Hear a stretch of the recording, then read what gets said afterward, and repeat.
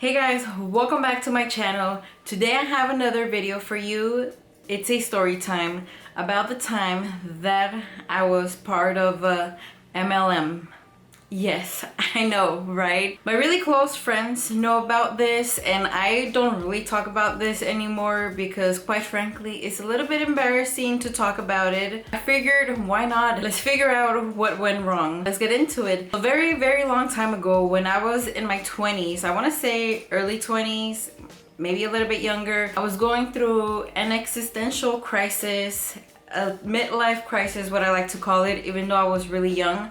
I was going through this transition period in my life where I was trying to figure out if what I was doing at that time was what I really wanted to be doing. And I was just realizing a lot of things about myself and who I really was becoming. It was just a really interesting time in my life and I was going through a lot of changes. How I got introduced to MLM was through my old boss's nephew. A long time ago, I was working at this one place and I've met this guy before, so I knew who he was when he reached out to me. And at first, to be quite honest, I thought he was trying to hit on me. Kind of weird to even say it. I hope he's not watching because I've met him before. I just didn't really talk to him like that, and all of a sudden he wanted to talk to me and hang out, which I found to be quite weird. But I went ahead and I entertained it. We talked for a little bit and eventually he said he wanted to meet up and talk about some stuff, and I was like, okay, that's kind of weird, but like I said, I thought his intentions were different, so I was like, okay, come over, I guess.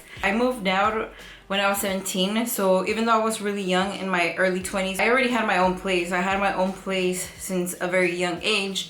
So I invited him over, and the same day that we were supposed to meet and hang out, he texted me saying that some of his friends wanted to also talk to me, so they were gonna come with him. And I was like, you know what, that is so weird. Like, what the fuck do they want to talk to me about? I was trying to put it together. I'm like, do they want to talk about school? Because I was really into school at that time. I was going to school to major in biochemistry and I wanted to take that and go on to medical school. Time comes, they come over and I see my friend, I was just calling my friend, he came with his other buddies. It was a weird situation. We were sitting down, they were trying to start a conversation, they were asking me about school and my life dreams and goals and just trying to get to know me, I guess. More like trying to figure out a perfect time to bring up their opportunity, of course. We talked, we conversed, and then at some point they were asking me if I knew anything about financial freedom. At that time, I really didn't know anything about that because my time was not free. I was always busy doing something, going to school, working full time. I didn't know what they were talking about, and they started to talk to me about being financially free and this great opportunity and how they're doing it and they're being successful with it. And of course, they brought what now I know is like their higher rank. Every time that you enlist someone, the higher up or the higher rank will come with you to kind of pitch the opportunity to your friend. That was happening. I was like, what the fuck? The whole time that they were talking to me, I was like, what's going on? What's happening? What did I get myself into? It was just a weird situation. At the end of the conversation, of course, they asked me if anything that they said resonated with me, if I was interested to join their team and have all this financial freedom and time freedom. And of course at the time I was like, nope, I don't really know you and I already have a thing going on for myself. I have these goals and I'm gonna be okay without your help pretty much. They went ahead and they left and I didn't hear from them. I mean, not from like his buddies, but I would still kind of talk to my friend. But now that the whole idea was pitched to me, I just felt a little bit uncomfortable and I'm like, oh, I don't want to get pressed to do anything that I don't really want to. Once they left, I was like, like, what the hell? Like, what is happening? Why did this happen? And I kind of just let it go. But somehow a week later, I started to think about it. And I think the reason why I started to think about it, like I said, I was going through this crazy time in my life where I was changing, I was evolving, and I was questioning everything that I was doing. Then I started to think about this opportunity and taking risks and all these other things. It just started to kind of resonate with me. And a few weeks went by and I kept thinking about it. I think like a month went by and I was still thinking about it. So I was like, you know what? Let me reach out to them and ask more questions because I had questions. I don't remember if we ended up meeting in person or we ended up talking on the phone, but we did have a conversation and I was just asking him different questions like how does it work? How do I get paid? And what are the opportunities? And all this other stuff, right? And of course they paint this pretty picture of all these possibilities. You can become a millionaire if you put in the work. And at that time, and even now with anything that I do, I like to give it my 110%. So the idea of knowing that if you put hard work into it, then you'll be successful on your own terms. The thing about any type of multi-level marketing company is that they have a product. Pretty much the product is to cover their asses. That's how I see it now. How you really make money is not selling the product, but is getting people to become representatives or partners, whatever you guys want to call it. They have different names for it, but pretty much you sign them up and they land under you, and the more people you signed up, the more people you have under you, and that's where the whole pyramid scheme comes in. So if you're at the top and you enlist all these people to become part of your team, then you make a lot of money. So I asked them, how do you make money? And the number one way to make money is to have other people enroll just like you're enrolling. And that means that you have to buy the product for a really high price, and that's kind of like your buy-in, because you're buying the product to show other people the company so they can also join the company and show the product to other people. It's just kind of a weird scheme. How much did it cost to get all that product? It was like $700 to get the starter pack. And of course there's other packs, but they're like, oh no, you need this specific pack, because if you get this pack, then if you sign up one person or you do this, your points are doubled. So sure enough, I didn't know how I was gonna come up with this money, because at the time, even though I was working, I didn't know how I was gonna come up with $700 like real quick to jump on this opportunity before it's gone. They try to pitch ideas, right? Like, oh, you can sell your clothes that you don't use, you can sell shoes that you don't really use, you can sell furniture, you can sell this and that. But at the time I had moved out on my own and I didn't really have furniture or all these extra things that they were telling me to sell. I didn't have that. I just had the bare minimum and I couldn't sell any of that because I needed it. Ended up coming up with the money, and I think it was my financial aid came through at the right time to enroll into this opportunity, and that's how I ended up joining the MLM. Once you're in, they start to supposedly train you and educate you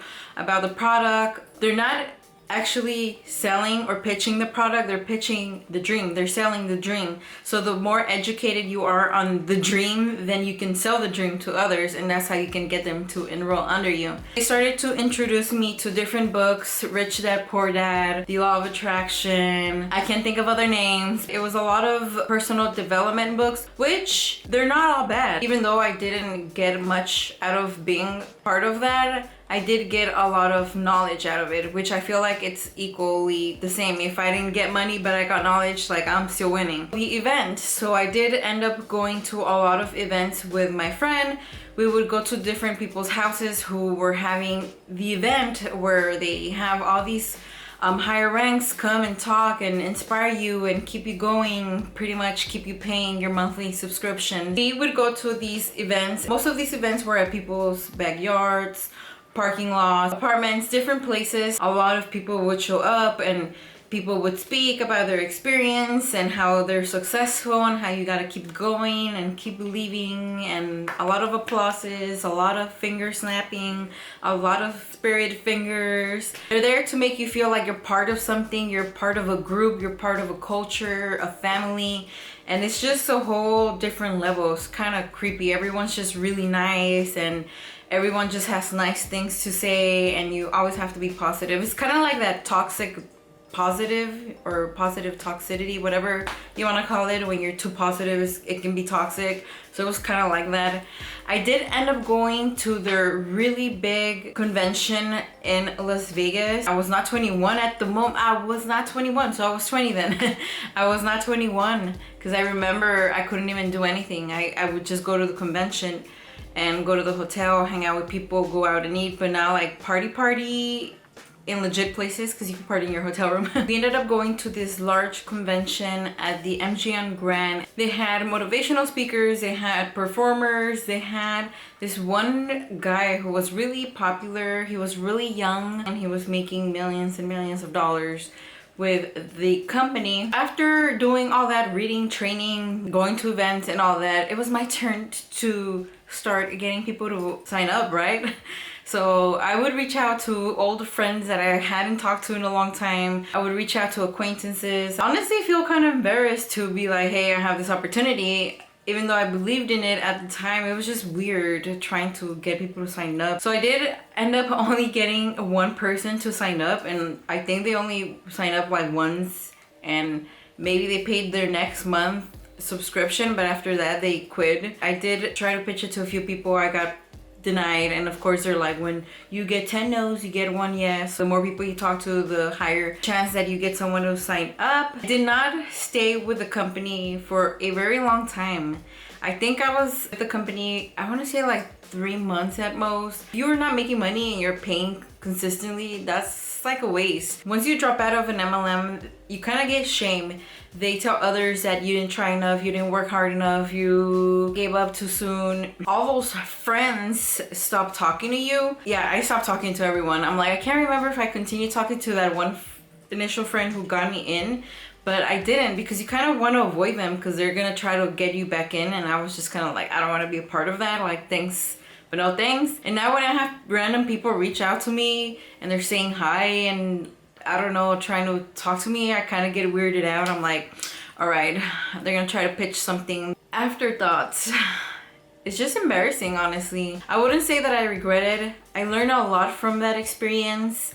And even though I made a negative, I don't know how much, it didn't really matter to me because I felt that I grew so much from that, and at that time in my life, it helped me. I'm actually thankful that I was able to get into that because that opened other doors for me and other opportunities, and I saw the world differently, and I was able to figure out what I wanted in life, and I made a lot of changes after that. So even though I made negative money, I feel like I gained a lot. I currently still have the original friend on Instagram. I for sure know they're not doing that anymore. I don't know exactly how long after I left that person left, but I know that the company no longer exists. If you want to know anything else about MLM and my personal story, let me know down in the comment section below. There you guys have it. That is my MLM story time. If you enjoyed this video, don't forget to give this video a thumbs up. Don't forget to subscribe to my channel so you don't miss out on any future videos, and I'll catch you on my next one.